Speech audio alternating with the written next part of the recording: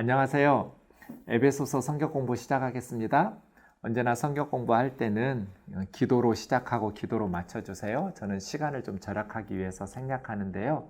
기도할 때는 성령의 도우심을 구하는 기도하시면 돼요. 성령님, 제가 성경 읽으려 해요. 성경 공부하려 해요. 도와주세요. 함께 해주세요. 그렇게 기도하고 성경을 공부를 마무리할 때는 그 말씀을 가지고 기도하면서 또 마무리하면서 하나님 앞에 아뢰어 주세요.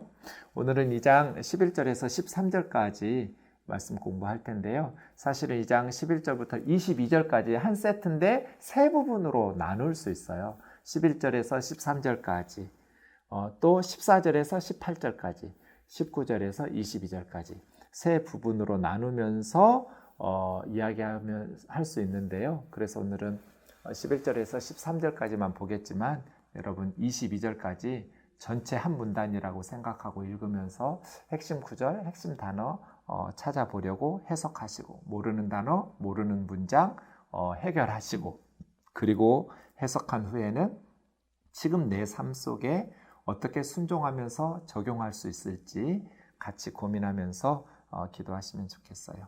제가 읽겠습니다. 그러므로 생각하라.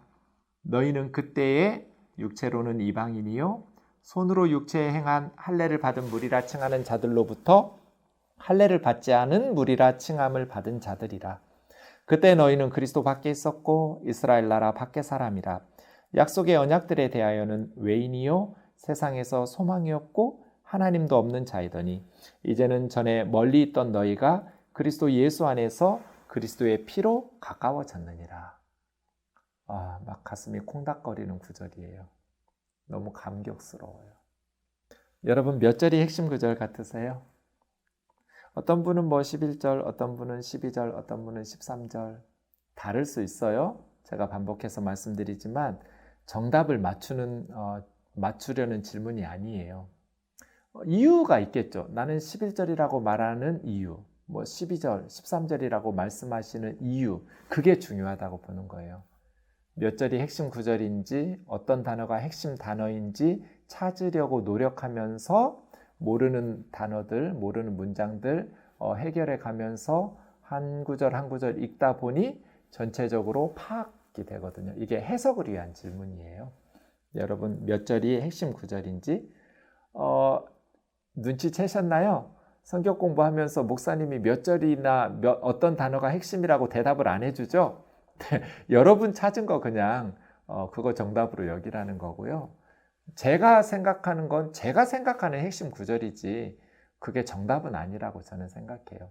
그래서 제가 정답이라고 말하는 거는 그냥 무시하시고 여러분 나름대로 본문을 해석하고 적용하는 훈련을 하셨으면 좋겠어요.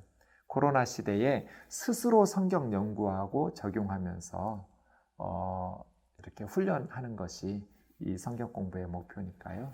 네, 여러분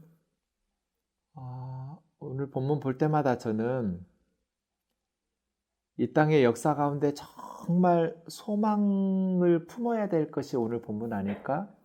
바울이 죽음을 앞두고 로마 감옥에서 이 분열된 세상에 대한 우리 그리스도인들의 역할이라고 할까요? 소망이 무엇일까? 천지창조 이후에 인간들이 하나님에게 보여준 인간의 역사가 뭐였나요? 전쟁이 멈추던 역사가 있었나요? 지금도 어디엔가는 계속해서 싸우고 죽이는 전쟁들이 있겠죠? 인류 역사 가운데 인간들이 하나님 앞에 보여준 역사는 너무 부끄럽고 죄송스럽죠. 지금도 수없이 분열되어 있어요. 우리나라만 해도 얼마나 싸우고 있나요? 이러한 상황 속에서 오늘 본문은 우리 그리스도인들이 어떠한 삶을 살아야 되는지 정말 중요한 문제를 다루고 있는 것 같습니다. 그러므로 생각하라. 앞에 1절에서 10절까지 하나님의 은혜로 구원받은 것에 대해서 진술했잖아요. 네. 그러므로 생각하라. 너희는 그때의 육체로는 이방인이고, 그러니까 에베소 사람들은 혈통적으로 세상적으로는 유대인이 아니니까 이방인이었겠죠? 손으로 육체의 할례를 받은 무리라 칭하는 자들로부터, 유대인들은 난지 8일 만에 할례를 받으니까요. 할례는 포경수술을 하는 거예요. 하나님의 백성, 언약 백성이라는 증표로 할례를 받죠. 난지 8일 만에 할례를 받는 그 무리인 유대인들로부터는 할례 받지 않은 무리라 멸시받았다는 거죠. 할례 받지 않은, 유대인들이 할례 받지 않은 무리라고 말하는 건 하나님에게 버림받은 사람들이라는 의미로 그냥 천대받고 멸시받은 자들이라는 그런 호칭을 받은 거죠. 그때 그랬죠. 그때 너희는 그리스도 밖에 있었고 메시아에 대해서는 알지도 못했죠. 그리스도 밖에 있었어요. 이스라엘 나라 밖의 사람들이라. 네, 하나님의 백성이 아니었어요. 그때 이스라엘 나라 밖의 사람들이죠. 이스라엘이 하나님의 백성이라는 영적인 신분을 누리고 있을 때 거기서 배제된 사람들이에요. 약속의 언약들에 대하여 외인이요. 하나님께서 구약의 약속들을 주셨는데 하나님이 약속하신 것들에 대해서 알지도 못했어요. 세상에서 소망이었고 이 세상에서 하나님이 주시는 참된 소망이 없었다는 의미겠죠? 하나님도 없는 자이더니, 네, 그때의 에베소 사람들은 하나님도 없었어요. 거짓 우상들만 가득 가지고 있었죠. 온갖 이방 신들, 우상 신들만 아주 한가득 소유하고 있었으나 참되신 하나님은 없었어요. 이렇게 네 가지죠. 그리스도 밖에 있었고 이스라엘 나라 밖의 사람이라 약속의 언약들에 대해서도 외인, 외국인처럼 이방인이었고 세상에서 참된 소망이 없었고 하나님도 없었고 그때 그랬죠. 그래서 손으로 육체의 할례를 받아서 우리는 하나님의 백성이야 라고 말하는 유대인들에게 할례 받지 않은 무리야, 하나님의 백성에서 배제된 하나님의 백성이 아니야 라고 무시당하던 그런 삶을 살았었죠. 그런데요, 이제는 13절. 네. 전에는 그랬는데, 전에는. 그런데 이제는 어떻게 됐어요? 전에 멀리 있던 너희가 그리스도 예수 안에서 그리스도의 피로 가까워졌느니라. 예전에는 하나님으로부터 멀리 떨어져 있었어요. 하나님의 약속으로부터도 멀리 떨어져 있었고요. 메시아, 그리스도로부터도 멀리 떨어져 있었고요. 하나님의 구원으로부터도 멀리 떨어져 있었어요. 하나님으로부터 소외당하고 있었어요. 그런데 이제는 그리스도 예수 안에서 가까워졌어요. 얼마만큼 가까워졌어요? 하나님 자녀 돼버렸어요. 그리스도의 피로 얼마만큼 가까워졌어요? 하나님의 백성이 돼버렸어요. 육적 이스라엘, 육적인 하나님의 백성이라고 말하는 이스라엘의 특권과는 비교도 할 수 없는 특권을 누리게 되었어요. 이제는 그리스도의 피로 하나님과 인간 사이에, 또 인간과 인간 사이에 장벽을 허물어 버렸잖아요. 하나님께서 우리에게 긍휼과 사랑을 베푸시고 싶었지만 우리의 죄가 가로막고 있어서 받을 수가 없었어요. 그래서 하나님 없는 자들이었고 참된 소망도 없는 자들이었어요. 그런데 이제 그리스도의 피로 하나님과 우리 사이에 막힌 담이 허물어져 버렸어요. 장벽이 허물어졌으니까 하나님을 소유하게 되었고 참된 소망을 소유하게 되었고 하나님 나라 백성이 되었고 하나님의 자녀가 되었어요. 얼마나 가까워졌어요? 하나님과 교제하고 하나님께 예배하고 하나님과 동행하고 동거하고 하나님 자녀가 되었어요. 하나님 아버지가 소유한 모든 것을 공유하는 하나님 나라 백성이 되었어요. 그리스도의 피로. 그리스도의 피는 모든 죄를 다 씻어서 우리를 하나님의 자녀로. 그런데 얼마만큼 효과적인 피예요? 이방인들도 수천 년 동안 우상을 숭배하고 영적으로 타락했던 이방인들도 한순간에 그리스도의 피로 깨끗하게 씻어서 하나님 자녀로 만들어서 유대인이나 이방인의 차별이 없이 한 몸을 만들어 버렸어요. 그리스도의 몸, 한 몸을 이루게 하셨죠. 바울이 이것을 묵상하면서 너무너무 감격해하는 거죠. 분열된 세상을 화목하게 만드는 진정한 비결이 뭘까요? 그리스도의 피로 하나 되는 거죠.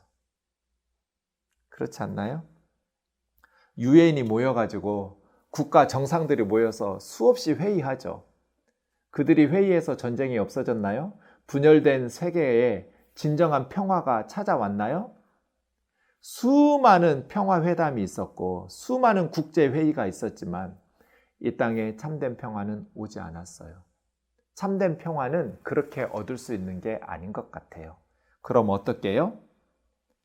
분열과 갈등의 원인은 죄잖아요.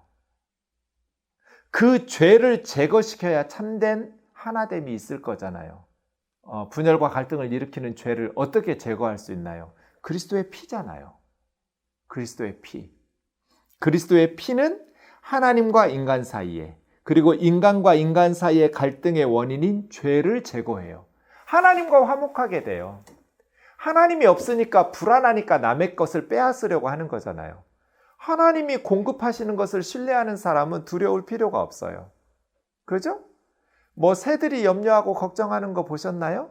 공중에 나는 새를 하나님이 먹이신다고 개들이 믿고 살아서 그런지 막 불안해서 우울증 걸리고 막 불안해서 죽고 그러지 않아요. 하나님이 공급하심을 믿으니까 평안히 살잖아요. 우리 인간들이 하나님이 공급하시는 것을 신뢰하지 못하니까 남의 것을 불안하니까 빼앗으려고 하잖아요. 그렇죠? 그래서 새들에게 무시당하잖아요. 제가 늘 그러거든요. 새들이 짹짹하는 게 우리 무시하는 거라고. 이게 꼭 쯧쯧거리는 것 같지 않으세요? 짹짹 소리가? 저는 가끔 사무실에서 새들이 짹짹할 때 정신이 번쩍 들어요. 아이고, 우리는 농사도 안 짓는데도 하나님이 먹이시고 입히시고 이렇게 편안하게 행복하게 날아다니면서 사는데 저 인간들은 하나님께서 우리보다 훨씬 더 비교할 수도 없을 만큼 사랑하시고 귀하게 여기시는데도 왜 저렇게 하나님을 신뢰하지 못하고 불안해하면서 살까? 서로 싸우고, 아니 남의 것을 가진 것을 빼앗겠다는 사람들이 전쟁으로 다 파괴시키고 죽이고 뭘 가져가겠다는 거지? 참 어리석어 하면서 새들이 짹짹짹짹 하면서 우리를 무시하는, 쯧쯧쯧쯧 하는 것처럼 가끔 이렇게 들리기도 하는데요. 하나님이 공급하시는 사랑이 없으니까 싸우는 거거든요. 하나님이 공급하시는 지식이 없으니까 내가 어디서 와서 어디로 가는지도 모르고 헤매면서 사는 거거든요. 하나님이 공급하시는 능력이 없으니까 내 힘으로 살려고 하다 보니까 내가 가진 것이 부족하니 남의 것을 빼앗으려고 하는 거거든요. 그런데 하나님과 우리 사이에 막힌 담이 허물어져 버렸어요. 하나님과 우리 사이를 가로막았던 죄가 제거됐어요. 하나님의 모든 풍성하심이 이제 우리에게 공급되기 시작했어요. 하나님의 사랑이 공급되니까 정말 뒤지게 속썩이는 성도들도 너무나 사랑스러워요, 저는. 하나님의 사랑이 공급되지 않았다면 쳐다도 보지 않았을 거예요. 나하고 안 맞으니까 왜 저러지? 하고 무관심하고 외면했을 것 같아요. 근데 하나님의 사랑이 공급되니까 너무 예뻐요. 너무 사랑스러워요. 가끔 교우님들에게 혼나죠, 제가. 목사님은 너무 사람들을 좋게 본다고. 근데 저는 좋게 보려고 해서가 아니라 정말 너무 사람들이 좋아요. 그래서 제가 회개하면서 하나님보다는 더 좋아하지 않게 해주세요. 이렇게 가끔 기도할 만큼 전 사람들이 너무 예뻐요. 정말 못되다고 악하다고 말하는데요. 사실은 악한 거 맞는데 어느 면에서 보면 안쓰럽기도 하고 긍휼히 여기는 마음도 있고. 저는 지금까지 부유하게 살아본 적이 없어요. 늘 돈 걱정하면서 살았던 것 같아요. 가난한 목회자로서. 그런데 막 불안하거나 염려하거나 돈을 신경 쓰면서 살았어요. 교회도 가정도. 돈이 없으면 굶어야 하잖아요. 아파도 병원에도 못 가고 죽어야 되잖아요. 얼마나 중요해요? 신경 쓰이는, 돈 신경 쓰지 않아도 될 만큼 넉넉하게 부유하게 살아보지 못했어요. 그런데 불안했던 적은 없어요. 하나님께서 그때그때 이렇게 채우시더라고요. 일용할 양식, 하루 먹을 양식 있으면 됐지, 내일 거 먹을 거 없어서 막 걱정할 필요가 없는 게 인생이더라고요. 열심히는 살아야 하지만 하나님께서 공급하시는 것들을 반복해서 경험하다 보니까 불안하지 않게 되었어요. 아이가 처음에 태어나면 울잖아요. 자기 힘으로 할 수 있는 게 없으니까 낯선 세상에 던져져서 아이는 뭔가 힘들 때마다 우는 것으로 표현하죠.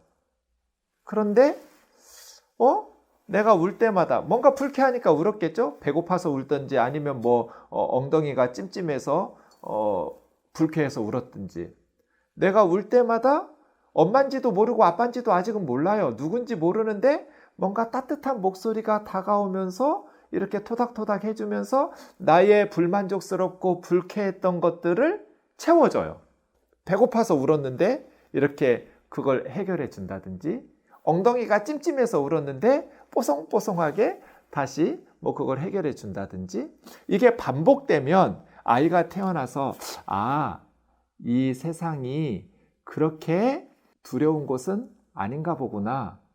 그렇게 점차 안정을 찾게 되겠죠? 이런 것 같아요, 저는. 신앙생활이라는 것이 하나님으로부터 공급해 주시는, 이게 그리스도의 피로 하나님과 우리 사이에 막혔던 담이 허물어졌기 때문이잖아요. 하나님의 하늘에 속한 신령한 은혜와 복이 우리에게 공급되기 시작했기 때문에 그때 하나님께서 채우시더라고요. 내가 걱정할 필요가 없더라고요. 세상의 바보 같은 짓이 미리 가불해서 앞당겨서 염려하고 근심하는 거더라고요. 걱정한다고 예수님 말씀처럼 키가 커요? 나 왜 이렇게 키가 작은 거야? 염려한다고 키 안 자라잖아요. 세상이 그렇더라고요. 그런데 이제는 하나님으로부터 멀리 떨어졌던 내가 그리스도 예수 안에서 그리스도의 피로 가까워졌어요. 그냥 가까워지다 못해서 하나님이 내 안에 들어와 버렸어요. 하나님의 영인 성령이 내 안에 들어오셨고 예수 그리스도가 내 삶 속에 들어와 버렸어요. 더 이상 가까울 수가 없을 만큼 가까워져 버렸어요. 그래서 인간과 인간 사이에 막힌 담도 허물어져 버렸어요. 그래서 이 땅의 분열과 갈등에 대한 진정한 해결책은 진짜 크리스찬을 만들어내는 거라고 생각해요. 이 땅의 사람들이 진짜 크리스찬이 돼버리면 예수 그리스도의 피로 하나님과 가까워지고 서로가 가까워지면 모든 갈등과 장벽이 허물어지고 자신의 연약함을 회개하고 고백하고 서로 자신의 죄를 회개하고 고백하면서 여러분 유엔이 모여서 예수 그리스도의 은혜를 찬송하면서 자신들의 죄와 허물을, 각 나라의 죄와 허물을 고백하고 회개하면서 국제회의를 한다고 생각해 보세요. 진정한 평화가 구축될 것 같아요. 이기적인 마음들을 남의 것을 빼앗아서라도 나의 불안한 것들을 해결하려는 마음들이 아니라 하나님께서 공급하심을 믿고 하나님께서 먹이시고 입히시는 것을 신뢰하면서 그렇게 살아간다면 이 땅에 진정한 평화가 올 것 같아요. 천지창조 이후 인간들이 하나님 앞에서 보여준 그 분열의 역사, 부끄러운 역사를 해결할 수 있는 진정한 길은 한 사람 한 사람이 예수 그리스도의 복음을 진정으로 깨닫는 것이다. 그리스도의 피로 가까워지는 것이다. 라고 생각해요. 제가 1999년에 우즈베키스탄이라는 나라를 처음 갈 때 염려했어요. 왜 염려했냐면 구소련 국가였잖아요. 저 때만 해도 사할린에서 대한항공 소련의 미사일로 우리나라 여객기가 미국에서 오다가 수백 명이 전몰했어요. 다 죽었어요.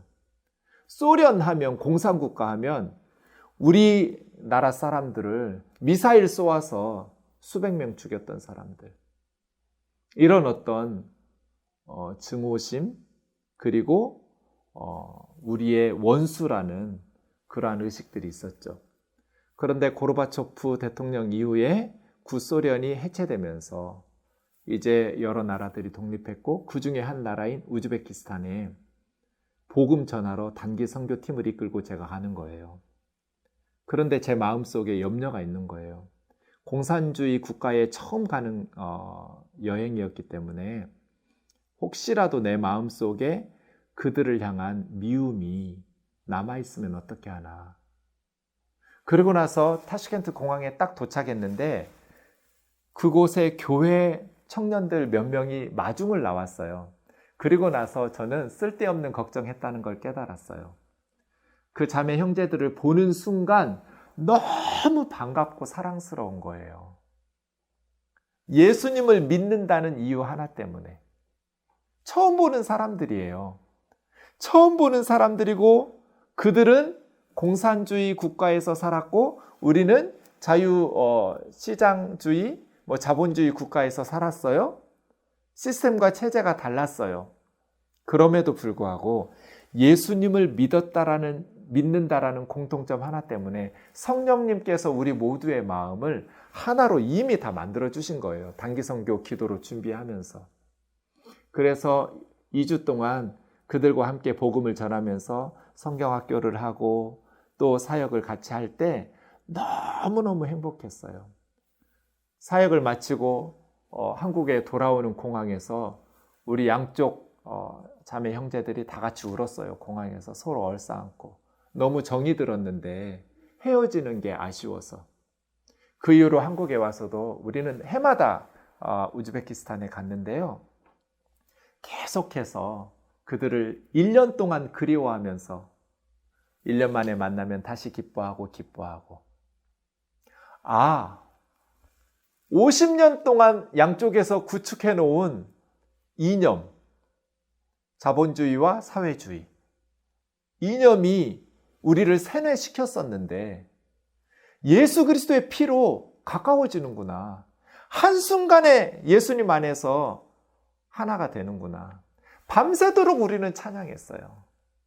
함께 얼싸안고 기도하고 함께 찬양하고, 그런 이 땅의 진정한 평화, 진정한 하나됨은 예수 그리스도 안에서 가능하구나.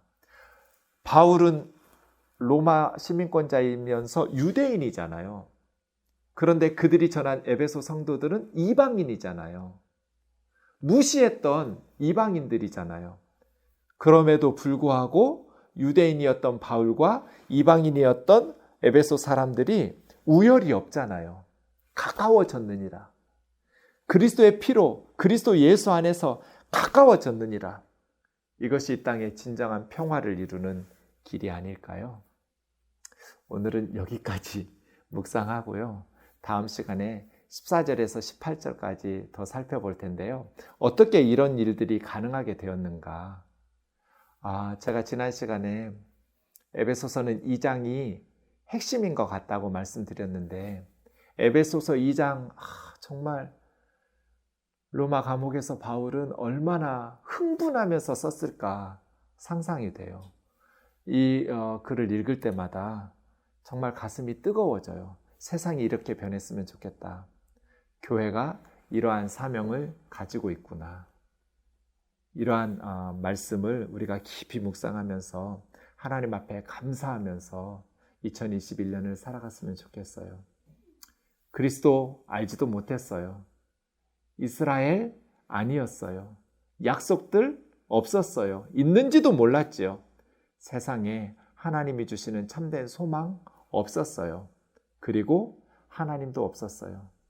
한반도에서 5,000년 동안 우상 숭배만 했지, 가득 우상들만 소유하고 있었지, 하나님도 없었는데, 이제는 멀리 있던 우리가 그리스도 예수 안에서 그리스도의 피로 하나님과 가까워졌고, 그리고 모든 이 땅의 장벽들, 민족, 인종, 신분, 성별, 모든 장벽들을 다 허물어가면서 이 땅을 평화롭게 살 수 있는 복음의 자녀, 그리스도의 제자들이 되었어요. 너무 감격스러워요. 어떻게 우리에게 이러한 것들을 알게 해주셨을까? 어떻게 이러한 축복을 누리며 살 수 있게 해주셨을까? 너무나 감격스러워요. 세상 사람들이 아무리 우리를 무시해도 우리는 그리스도와 함께 하늘에 앉아 있는 자예요. 하늘에 속한 자이죠. 이러한 확신을 가지고 하나님의 자녀로서의 신분, 그 정체성에 걸맞는 하루하루를 살아가기를 주의 이름으로 축원합니다. 감사합니다.